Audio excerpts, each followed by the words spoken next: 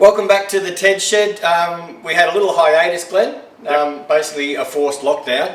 And just before we get into tonight's Shed Talk, I read a really interesting joke this week, or quite a funny joke. Oh yeah. And it basically said, what is the hardest thing about a 7-day lockdown? What's the hardest thing about a 7-day lockdown? Yeah, the first 14 days. It wasn't quite that long here in Brisbane, but I think we started at 3 and was extended out. Yeah. But we're back in the shed, and tonight our topics are smaller government, camera policing, and social media companies cancelling people. Yeah, cool. Let's get into it, Joe. All right, let's do it. All right, Glenn, so the first topic in Shed Talk is smaller government. Yep. Our 5 minutes starts now. So I wanted to raise this one. So it was really interesting that we see a lot of discussion around at the moment of, we've got federal government here in Australia, state government and local councils. All working together with COVID, well done. Yeah, well, there's a lot of politics going on and a lot of blame games, right? We've got a federal election coming up, so we already know that the states are running a federal election campaign on behalf of Labor. But what I wanted to talk about is an observation that we make, because we obviously had our council sacked not so long ago. Ipswich, yes. Yep, and I think Logan City Council was dismissed as well. So the question is, do you think we could get away with smaller governments? We've actually seen through that we ran with an administrator and it was business as usual. Business as usual on the surface. So do you think that was still the case behind the scenes? Do you think everything still got done professionally, Jace? Like, I agree with small governments, and I know our rates go up every freaking quarter in Ipswich, and it's absolutely ridiculous. Thank you, Ipswich Council.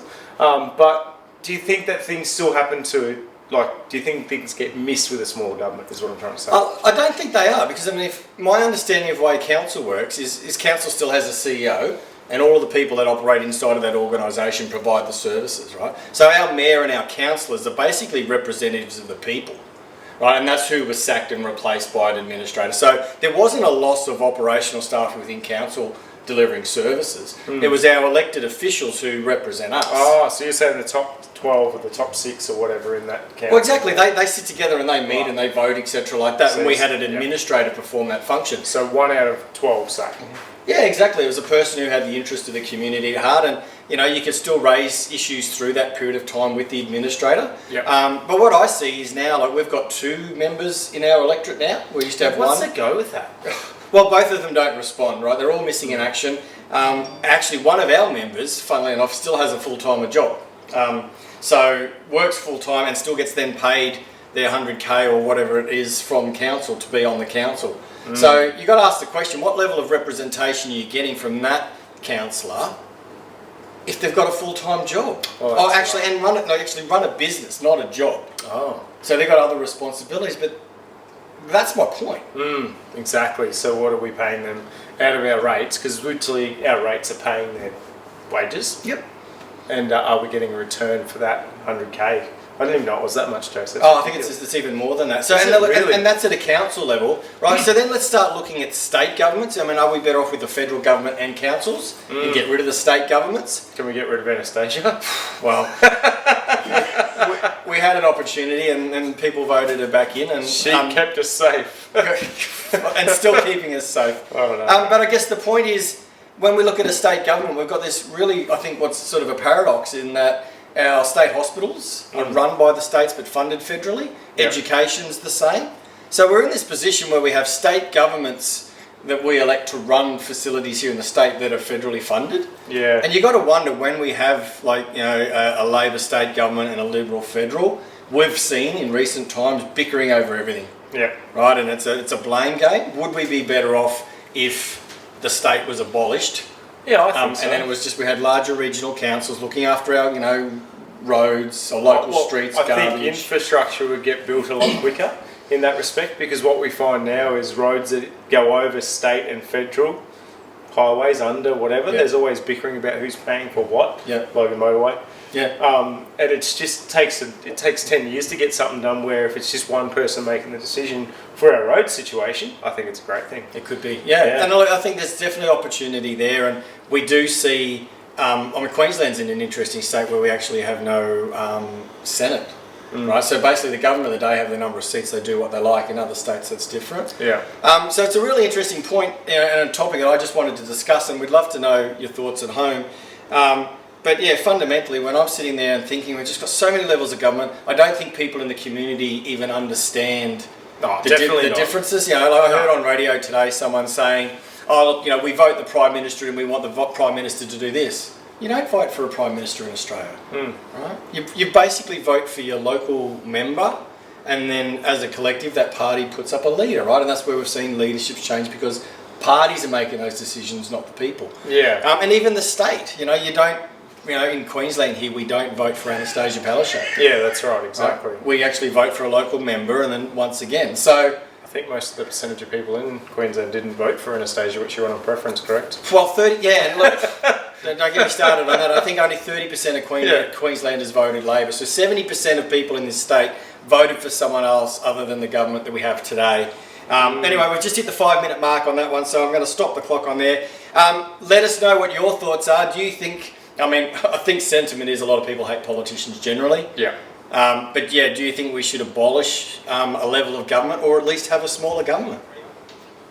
All right, Jace, topic number 2, policing by camera. Yep. So taking the policeman out of the situation and using cameras to detect, obviously now in Queensland we've got seatbelt detection and mobile phone detection. What are your thoughts, and do you think it's the right way to go about policing? Let me start the 5 minutes on that one because this is a great topic. So 5 minutes on the clock. Look, it's sort of a double-edged sword, right? I think that it's great that we can use technology to monitor situations and then free up police to do other activities, maybe if we're really stretched for resources. I think the problem I have with it is it really a deterrent in that if someone's speeding or doing something reckless, you know, they're not getting stopped there and then. They could actually go on from that behaviour in that same day or the next day. Or if they're on their phone, they could have a crash 2 metres up the road. Exactly, right. And all that's going to happen is, in this instance here, I mean, the fine's over $1,000 for even having your mobile phone in your hand, on your lap, like touching it all while you're driving, even parked at lights or stopped at lights, not parked. You can still get fined for that. So if you're parked at lights, you can grab your phone? No. In a holster? If your phone's mounted, you're allowed to touch it. While you're driving or while you're Well, yeah, because you can answer a call, you're allowed to do that, but you're not allowed to have it untethered or unrestrained in the car, in your hand, on your lap, on your shoulder, doing anything, right? That's over $1,000 in fines. Yeah, right. And 4 points, I think. Yeah, it's pretty steep, right? So, but my point is, if somebody's doing that behaviour and they get a notice 2 weeks later, it's just the fine. It's just a deterrent.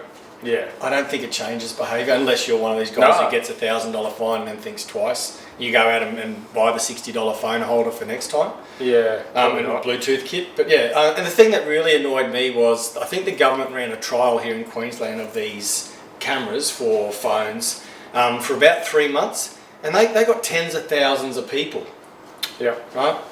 No warning letters, no notices, no fines, right? And they go, because it was a trial. Right, and then now they've actually introduced and turned these cameras on. They're only sending warning letters to these people until November. Does it tell you where the camera is, Jace? I think there's some fixed cameras and there's also mobile deployments. So I know there's some apps around like Waze where people can people will mark things. So as you're driving along in your holster, you'll get notified that in 100 metres you're going to come across a speed camera or you're going to come across one of these cameras, right? Yeah, and you've made a great point there because there's always technology to get around technology. People used to use radar detectors, and now there's ways. Sure, rules for the roos that jump out at you. No, I think my point is the government who keep telling us this is such a dangerous act, right? Yet through the trial and now that the cameras are introduced, they're only sending warning letters to these people. But if a copper sees you, it's a $1,000 fine. If it's so serious and you've introduced the cameras, issue a fucking fine. That's right, exactly. Right? They're just sitting there at the moment going, it's really bad, we need to stop people. Oh, we're going to just send a letter saying, guys, we took your photo, in November we'll fine you if you do it again. Yeah, it's not right. It's a mixed message. If you want to crack down and treat it seriously, fine them. Yeah, exactly. No grace period. And I think that's right, I agree, but I think the flip side of that, and talking about double standards, that if a police, because you know how you see police using phones while they're driving? Yeah. And my friend I'm in New South Wales as a policeman, I'm not sure what the Queensland rules are, but I think they're the same. Yep. They can use a phone while they're driving as long as it's for a work call. Yeah. How's that any less dangerous than me using the phone? Because they're skilled. Skilled at what? They're trained professionals. They're like, they're superhuman. So I spend a lot of time in the car too, mate. Look, the irony is I got my first mobile phone as a truck driver back in the 80s, right? And driven. Was it a brick? Almost. Did you carry a suitcase? And driven around, and these laws have been introduced recently, right? Yeah. And look, I get that they're a distraction and people sit their heads in the phone, but I mean. I see some terrible ones, man. I spend a lot of time on the road, and I see a lot of young ladies driving down the road like this.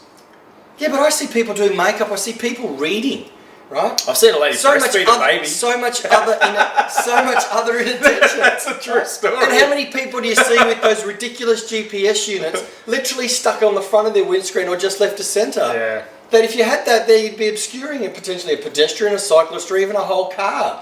Yet these automated cameras, we don't look at that. No.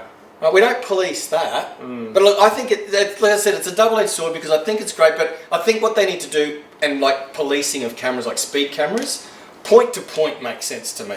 Yeah, I agree. Right? I know the Sunshine Coast Road has point to point. Well, they're putting it out on the Ipswich Road as you head out towards, I think, is it the Warwick? Or the Warrego? Oh. On that Darren Lockyer Way, basically that stretch from Costco all along that stretch right out towards Well, that's Brussels. good, right? Because then you slow down. Or you speed. It's changing your behaviour, over a distance. Yeah. Not I had a lapse in concentration, I got done there at the bottom of the hill or this one spot. Yeah. Right. There's the 5 minutes. So look, we're pretty passionate on that one. Sorry if I dominated the conversation. Yeah, man, it's one of those things. I think there's definitely a place for them, but it's got to be the right way, and you still need visible policing. Agree. Because you see all the behaviours all the time. You see a copper, people change their behaviour, right? Yeah. I think you don't see a camera. You go. I think they use cardboard cutouts too in some states. Yeah. And just quickly, I know we're over our 5 minutes, but my favourite is you talk about ways. Oh yeah. When there's a speed camera there, you'll know this coming down the M1 back to Brisbane. Everyone's doing 110. You hit the 100 zone. We're doing 90. You go through that. They go to 90. Drive past where all the speed cameras are. And then they're all off in the distance again. So that camera is protecting 300 metres of road. Yeah. Well done. All right, enough of that. Let's get on to the next one. All right, Glenn. So topic number 3 on Shed Talk tonight is social media companies cancelling people. So recently, for example, YouTube cancelled or basically blocked Sky News. Yeah. They've been re-enabled, but so that's the topic. Okay. Okay. All right. Let's start. 5 minutes now. So I'll start. I think it's a very interesting challenge when you have CEOs from these companies, Twitter, Instagram, YouTube. YouTube's owned by Google, sitting over in the Silicon Valley, determining what is, I guess, appropriate for discussion. And if rightly or wrongly, Donald Trump gets cancelled on Twitter, he gets blocked everywhere else. It's like, they all have a pact that go, well, you got off there, you're off there. Sky News got done recently through complaints. Thoughts? Is it? Yeah, well, I guess it can be pretty one-way, and it can really govern how people look at the world, because you're not getting left and right, are you? So Sky News is the right side, Murdoch? Yeah, right. Or mostly right wing. They do have some, like Richo and a few others on there, but predominantly people who are pro or conservative, let's say. Conservative, yeah. So I guess that's probably why they, these people like Murdoch, if he does the wrong thing somewhere in the world, these platforms look at that and go, you know what? And then, do you think YouTube could be getting paid off by the other side? I don't think that's the case. I think it's, we've probably talked about it on the show before, but it seems to be, if you disagree with me, I'm going to shut you down, right? And it seems also people in Silicon Valley over there, whether they're predominantly left-leaning, are effectively controlling the narrative. Right? Yeah. Now, I probably class myself as a bit of, centre.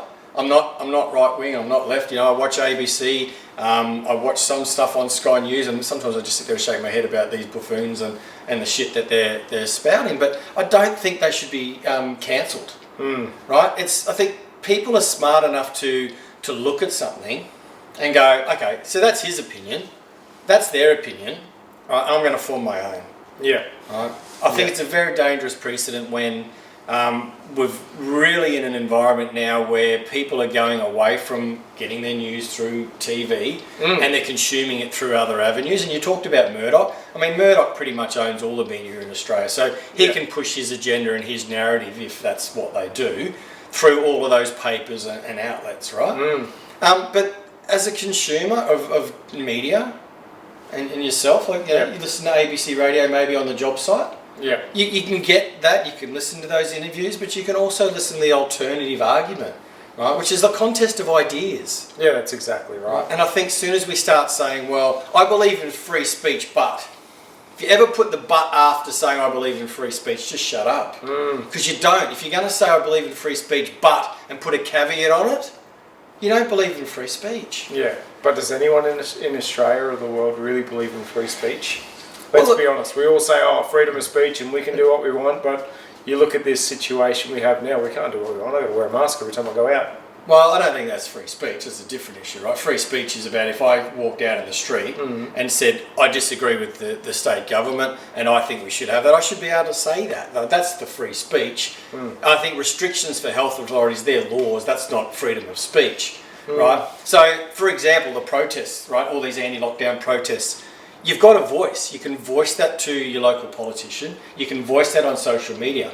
But going out in the middle of a pandemic in a lockdown where, rightly or wrongly, the government has decided the best measure is to keep people isolated at home, to go and crowd in those situations with no mask, right, I think you're just doing yourself a disservice. That's not free speech, right? That's, I get that they want to have the say, but you can have the say without breaching those laws or those current, health restrictions. But if you're left or right and you don't agree with those laws, then you've got a right to speak up about it. Sure you do. Yeah. And if that's going to protest, well, I know in Queensland in the 80s, Joe Bjelke-Petersen banned protest because everyone was protesting against him and he didn't want the bad media, right? Yeah, didn't like that free speech. Is that exactly what YouTube is doing? No, look, I think the difference is back to my point.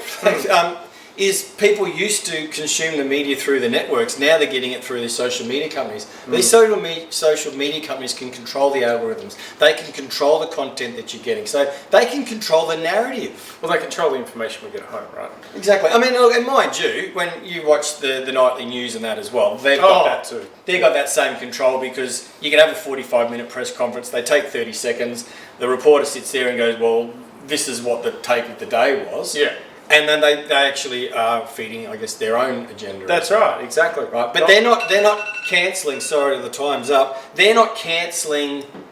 They're providing a narrative like Murdoch's newspapers. I think the danger is we've shifted to a social media platform, and the social media is now determining whether what you say or what your opinion, right, should or should not be on their platforms.